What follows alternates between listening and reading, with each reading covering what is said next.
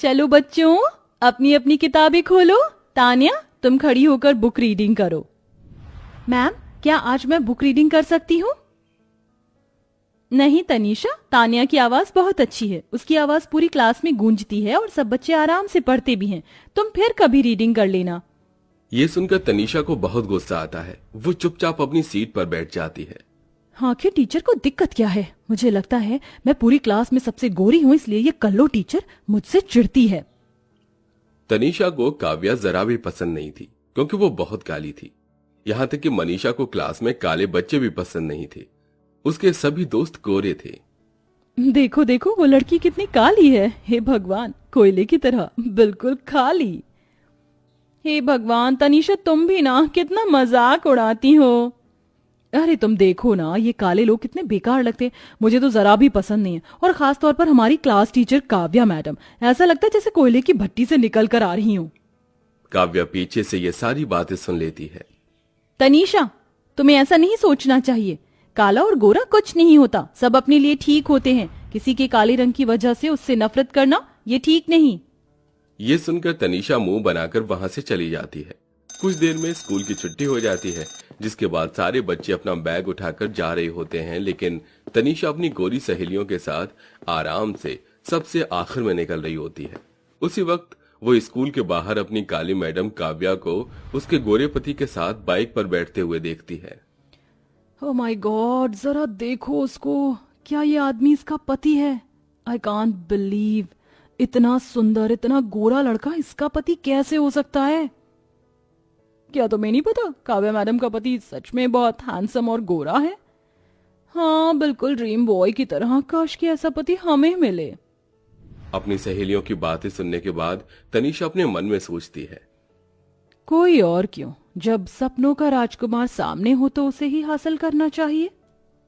तनीषा उस दिन के बाद से काव्या के पति पृथ्वी को बहुत नोटिस करती है। एक दिन वो स्कूल के बाहर बाइक पर पृथ्वी को उसकी पत्नी काव्या के ऊपर गुस्सा करते हुए देखती है। थोड़ा दूर होकर बैठो, मुझसे चिपकने की जरूरत नहीं है। मैं सिर्फ माँ के चलते तुम्हें यहाँ लेने और छोड़ने आता हूँ, बाकी को तुम जानते ही हो। दूर ही बैठी हूँ, क्या हुआ? कम से कम स्कूल के बाहर तो इस तरीके से बर्ताव मत कीजिए। इतने में पृथ्वी काव्या को बाइक पर बिठाकर ले जाता है। इसका मतलब गोरे पति को अपनी काली पत्नी जरा भी पसंद नहीं होगी भी क्यों? मेरी टीचर का हस्बैंड मेरे जैसी वाइफ डिजर्व करता है, ना कि काली चुड़ैल जैसी वाइफ। उस दिन के बाद से तनीषा पृथ्वी को स्टॉक करना शुरू कर देती है। पृथ्वी जिस कैफे में जाता, तनीषा उस कैफे में सुंदर सी ड्रेस पहनकर चली जाती। एक दिन वो एक कैफे में पृथ्वी से कुछ दूरी पर बैठी हुई एक वेटर से पृथ्वी की टेबल पर फ्लावर्स और एक लेटर भिजवाती है।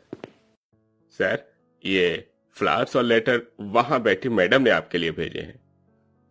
पृथ्वी जब तनीषा की तरफ देखता है तो उसे तनीषा बहुत सुंदर लगती है। वहीं दूसरी तरफ वो लेटर पढ़ता है। मैं आपको बहुत पसंद करती हूँ। कई दिनों से आपसे बात करने की कोशिश कर रही हूँ, लेकिन हिम्मत ही नहीं हुई। अगर आप भी मुझे पसंद करते हैं तो लेटर को अपनी जेब में रख लीजिएगा, और पसंद नहीं करते तो उसे फाड़ कर फेंक दीजिएगा। लेटर पढ़ने के बाद पृथ्वी हैरान हो जाता है।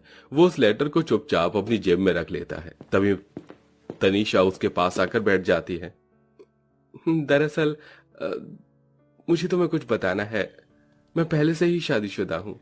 हाँ, मैं सब जानती हूँ, और तुम अपनी काली पत्नी को पसंद भी नहीं करते। तुम मेरी जैसी पत्नी डिजर्व करते हो। इतना कहकर तनीषा पृथ्वी का हाथ पकड़ लेती है, और उसी वक्त पृथ्वी उसकी खूबसूरती के जाल में फंस जाता है। उस दिन के बाद से तनीषा पृथ्वी से छुप छुप कर मिलने लगती है। देखो, मेरी माँ ने मेरी काली पत्नी की सरकारी नौकरी देखकर उससे मेरी शादी करवा दी, लेकिन वो मुझे जरा भी पसंद नहीं है।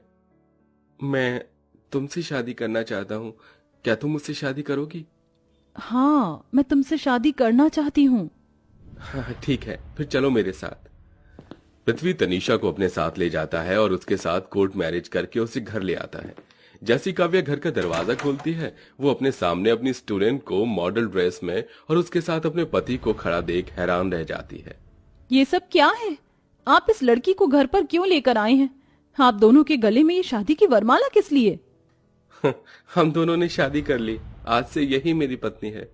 ये सुनते ही काव्या के पैरों तले जमीन खिसक जाती है। तनीषा, ये क्या मजाक है? तुम जानती हो ना ये मेरे पति हैं। क्या तुम तनीषा को पहले से जानती हो? हाँ, मैं तनीषा को पहले से ही जानती हूँ, क्योंकि ये मेरी स्कूल स्टूडेंट है, लेकिन अब नहीं है। इसने पढ़ाई छोड़ दी। मुझे तो यकीन नहीं होता कि मेरी ही स्टूडेंट मेरी सौतन बन गई। डार्लिंग, इसे बोलो हमारे रास्ते से हट जाए। अरे तुम इसको छोड़ो, मैं तुम्हें अपने कमरे में लेकर चलता हूँ। जैसे पृथ्वी तनीषा को अपने कमरे में लेकर जाने वाला होता है, उसकी माँ उसे देख लेती है। अरे बेटा, ये लड़की कौन है? इसे तू अपने कमरे में क्यों लेकर जा रहा है? ये मेरी पसंद है माँ, मैं इसे बहुत प्यार करता हूँ। आज से यही आपकी बहू है। आपने सरकारी नौकरी देखकर इस काली कलूटी से मेरी शादी करवा दी।